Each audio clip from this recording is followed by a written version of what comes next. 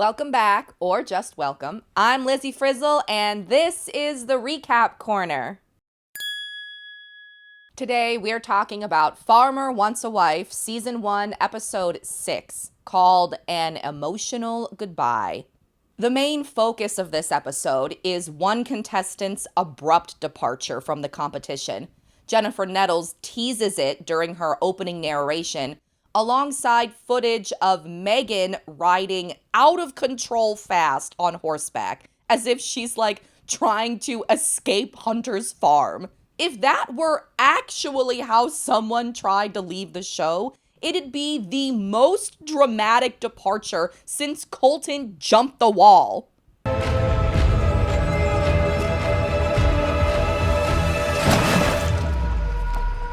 He just jumped the fence. Unfortunately, the reason someone departs in this episode is way less dramatic and a lot sadder than all that. But before we talk about it, let's talk about the farmer's third solo dates. Having failed to escape on horseback, Megan is brought to Hunter's family farm for their one-on-one date. Horseback riding. I thought Hunter's contestants had already been living and filming on his family's farm, but apparently they've got another Googleable farm called Pottsbros just down the road. Hunter and Megan ride through wide open fields, bickering all the while like an old married couple, as Hunter puts it. Pull that horse back. I'm trying. You aren't trying to do nothing. You're just letting him run on. They're just gonna have this bickering argument the whole time. Oh, I know. That's exactly what it is. They already sound like an old married couple. Good first date. Later, they kiss on horseback. They're getting along so well that Hunter even lets Megan take his hat and wear it, which he says he never lets anybody do. Unfortunately, shortly after, Megan loses Hunter's hat when her horse, Sugar, takes off galloping super fast. They shoot off into the distance, and Hunter is yelling instructions to Megan about how to make Sugar slow down. Okay, whoa. All right, make him stop. Ow, Sugar! Pull him back! Pull him back! That horse took off running, and she was just hanging on for dear life. Pull him in a circle! Pull him wide. That was it. That was it. Where's your hat? I don't know. You lost my hat. The editors used this footage about 5,000 times in various ads and trailers for the show. And even though the whole thing is over in a few seconds, I kind of get why they included it so often. It was terrifying. Later, Megan meets Hunter's family. Before they arrive, the family speculates about what she'll look like and confirms, as if we didn't already know, that Hunter's got a type. What do y'all think she's gonna be like? Tall and blonde and long hair. There you go. Can't go wrong with that, can you? Here's Hunter. Yeah, you're right. A tall, blonde-headed girl. Among Hunter's family is his sister, his dad, a couple kids, a few guys, and this woman who's identified only as Kyle's wife, Chelsea. Now, at the very end of my last video, I speculated that Chelsea could have been Hunter's mom. When I said that, I forgot that in the series premiere, Hunter briefly mentioned that his mom passed away. I take notes when I watch these episodes, and I try to remember everything that happens so I can give accurate coverage and well-informed opinions, but sometimes I forget stuff. Obviously, that was a big thing to forget, and I felt really bad about it as soon as I realized I had forgotten it. So, for the second time in 2 videos, I just want to say, this time to Hunter, I'm sorry to this man. Later that night, Megan and Hunter join his family for a sit-down dinner. During, we learn that Megan's dream is to open her own wedding venue. But working in the wedding industry has turned her off to the idea of having her own. She wants to get married, she just doesn't want a big formal wedding. This moment is presented as major drama in this episode's trailer, but Hunter's family is already so charmed by Megan at this point, nobody cares. The date is an incredible success. At this point in the episode, it seems like Megan would have to get sucked into one of the La Brea sinkholes to not be Hunter's winner. And even then, he might try to go in after her if the only alternative is that he has to pick Devon.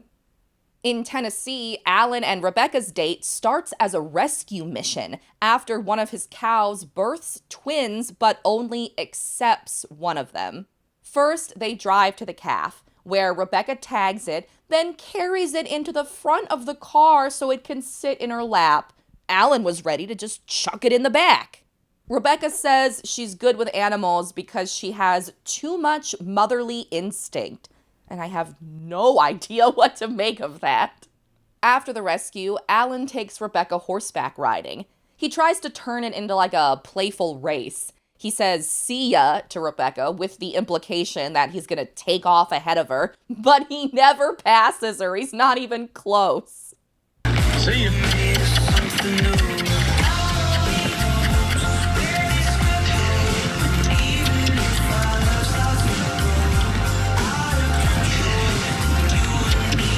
After their race, Rebecca tells the camera that there's something about exhilaration and adventure that really bonds her to a person.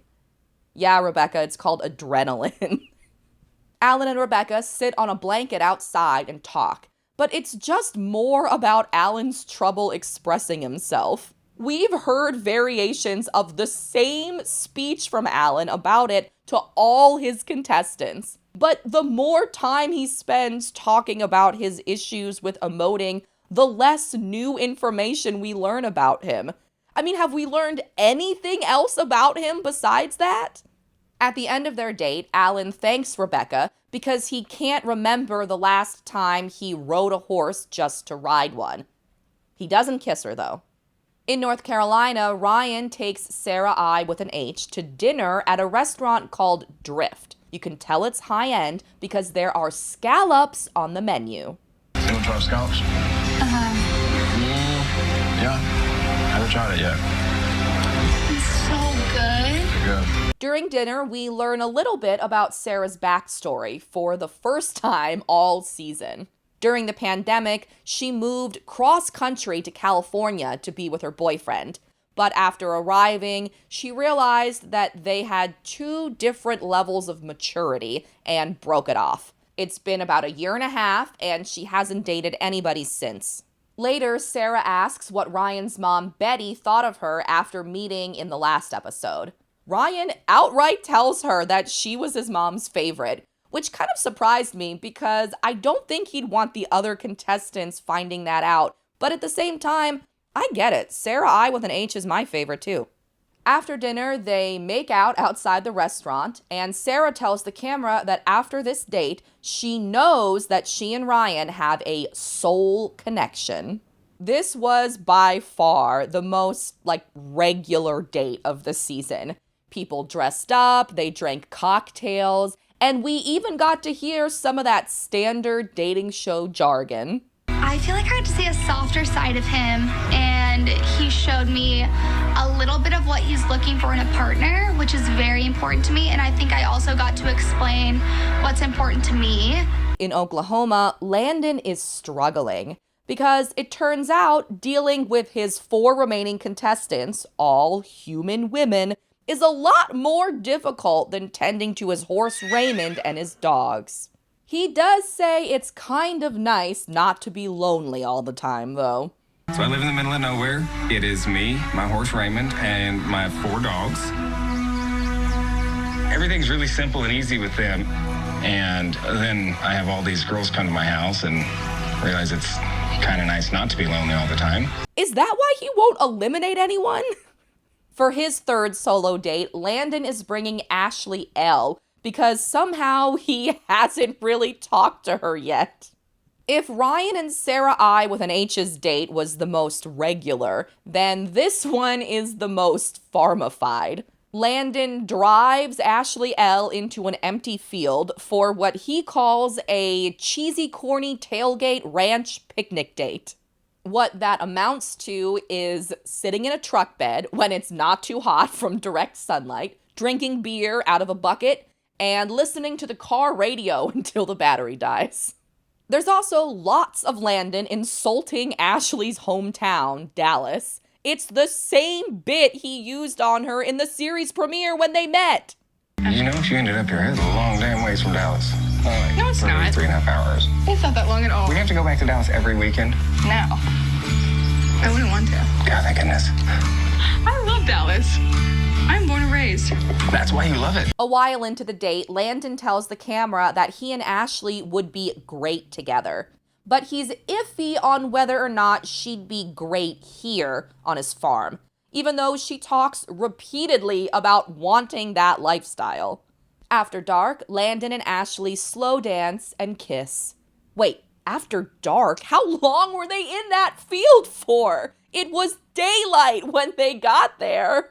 How is it that Ryan and Sarah's date can be like a 2-hour dinner and Landon and Ashley L's is 12 hours stranded in a field? In the morning, it's time for more farm work. Alan takes his contestants to a different farm, one owned by his friend Jordan. They're going to help vaccinate and worm calves. Cassidy Joe tells the camera that this is not her ideal day. And I get it, especially because it seems like the main purpose of this scene is to try and get at least some contestants to freak out about cow poop. Naturally, Cassidy Joe herself is first and foremost at the top of that list. Need some help? Yes. Pretty touching her poo-poo tail. I don't know. Knowing that this is everyday life for them, I'd probably need to ask him how often they got to do these vaccinations and stuff. We got to do all these cows? Ever the optimist, Kelsey claims to be having fun, but I think she might feel different after gagging at the smell of an actively pooping cow. Not to be outdone, Cassidy Joe starts to gag even more. Then even more after she realizes that she's got poop on her hands and on her shirt. She wants work gloves, which seems like a perfectly reasonable request to me, but Alan doesn't have any. So he just takes the poop off her body and wipes it on his own instead. Smells like love to me. And poop. Oh my gosh! There's poop on my hand! There's poop on my fingers. Oh, it's on your shirt! You can use y'all's help. There's poop on her hand. Oh, me. Come here. Wipe it on my leg. No! Okay. As if we didn't already know, this scene makes it pretty clear that Alan and Cassidy Joe are maybe not a great match. But I also imagine this scene is exactly how producers envisioned the show, as the intersection between glamorous women and cow poop. In Oklahoma, Landon tasks his contestants with fixing another fence. Where are we going with it, Landon? Not there. During this scene, we see more footage about Landon's struggle to choose just one woman. He is willing to say that he feels least connected to Zoe, but that's just because she's the only one who hasn't had a solo date yet. In North Carolina, Ryan's contestants revamp a corral on his farm, which turns out to mean just laying sand over top of the dirt that's already there. I can do it. Ready? 1, 2, 3.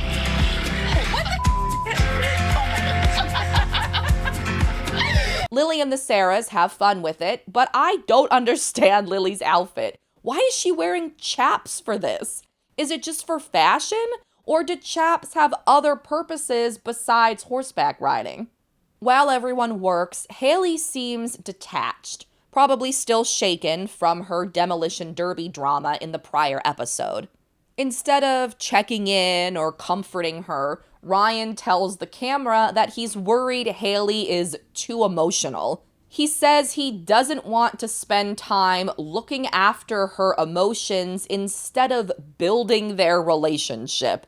And I think it says a lot about Ryan that he thinks those are two different things. Like, isn't looking after someone's emotions how you build a relationship with them? Eventually, Ryan does talk to Haley. They both say they're still enjoying each other's company, but the conversation is tense and gets really awkward thanks to Ryan. So are you enjoying this? Like this, right? We're doing right now. No, just us in general. Oh, yeah. Are you? Yes, I am. So you have an emotional side. Tell me about that. Well, in what way? What do you mean? Do you think you're like somewhat sensitive? Finally, in Georgia, Hunter and his contestants' planned farm work is put on hold after the episode's eponymous emotional goodbye happens. I've got to go home. Okay, here.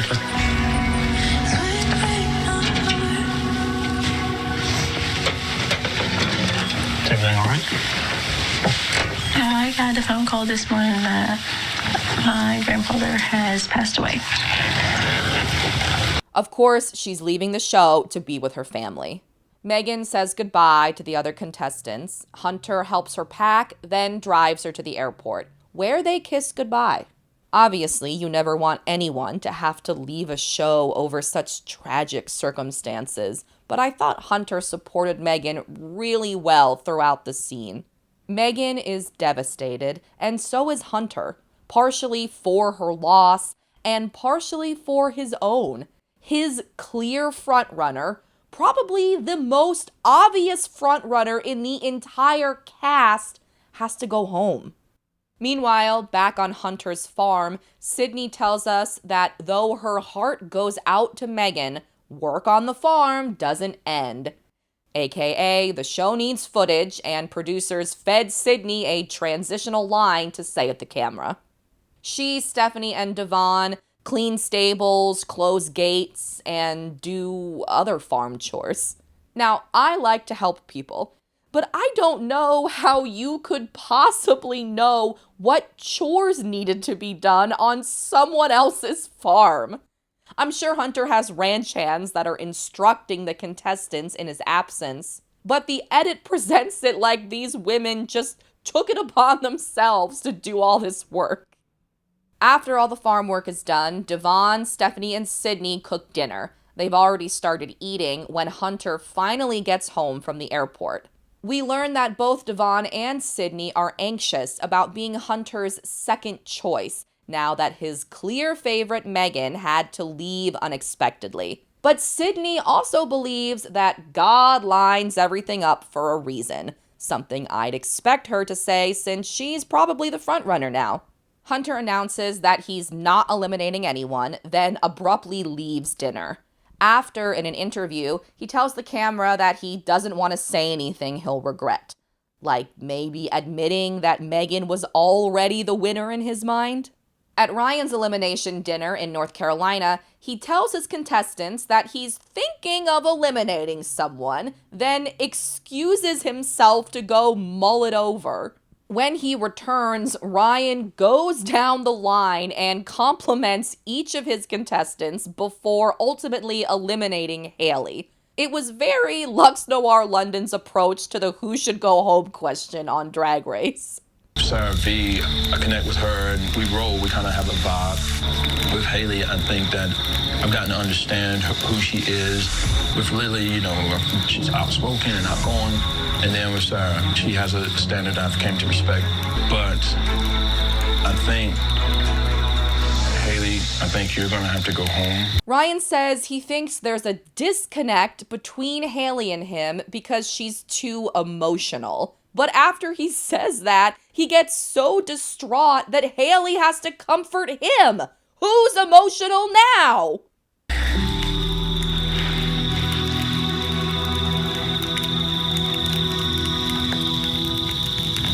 It's okay, don't be upset. The other contestants don't agree with Ryan's characterization of Haley as too sensitive. And more importantly, they're concerned that things like showing a little emotion or expressing some discontent seem to be deal breakers for him. In Tennessee, Alan doesn't eliminate anyone, much to Cassidy Joe's chagrin. She's ready for another contestant to get the chop. But I think the next person Alan eliminates is probably gonna be Cassidy Joe. Also, he can't drop down to 2 contestants while Landon still has 8. Speaking of, in Oklahoma, Landon lacks confidence in who to eliminate, so he keeps all 4 contestants again! The women desperately want him to make decisions, but instead, he's probably gonna waste his next solo date on Zoe! In the trailer for the next episode, the cast reunites once again. This time, they're at a barn for a formal dance called the Final Hoedown. There, Alan and Kelsey and Ryan and Sarah I with an H make out on the dance floor. Lily tells Ryan he only wants physical connections, and Jennifer Nettles pressures Landon to eliminate someone. Thank God. And thanks for watching. If you liked what you saw, you can come back next Tuesday for another Farmer Wants a Wife recap. In the meantime, if you're so inclined, please like and subscribe. Thanks again. See you next time. Bye.